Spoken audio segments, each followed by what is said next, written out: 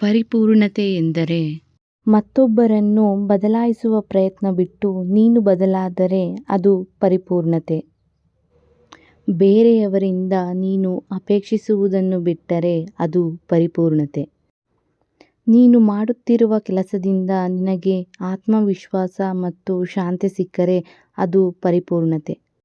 ಮತ್ತೊಬ್ಬರು ನಿನ್ನನ್ನು ತೆಗಳಿದಾಗ ಅದನ್ನು ಸ್ವೀಕರಿಸುವ ಗುಣವಿದ್ದರೆ ಅದು ಪರಿಪೂರ್ಣತೆ. ನಿನ್ನನ್ನು ಬೇರೆಯವರೊಂದಿಗೆ ಹೋಲಿಸಿಕೊಳ್ಳುವುದನ್ನು ಬಿಟ್ಟರೆ ಅದು ಪರಿಪೂರ್ಣತೆ. ನಿನ್ನಲ್ಲಿ ನಿನಗೆ ಭರವಸೆ ಇದ್ದು ಶಾಂತವಾಗಿರಲು ಸಾಧ್ಯವಾದರೆ ಅದು ಪರಿಪೂರ್ಣತೆ. ಪ್ರತಿಯೊಂದು ವಸ್ತು ವಿಷಯಗಳಿಂದಲೇ ಸುಖ ಮತ್ತು ಸಂತೋಷ ಸಿಗುವುದೆಂದು ನಂಬುವುದನ್ನು ಬಿಟ್ಟು ಇದೆಲ್ಲ ಕ್ಷಣಿಕ ಎಂದು ತಿಳಿದರೆ ಅದು ಪರಿಪೂರ್ಣತೆ. ಈ ವಿಡಿಯೋ ಇಷ್ಟವಾದಲ್ಲಿ ಲೈಕ್ ಮಾಡಿ, ಶೇರ್ ಮಾಡಿ, ಸಬ್ಸ್ಕ್ರೈಬ್ ಮಾಡಿ. Thank you for watching.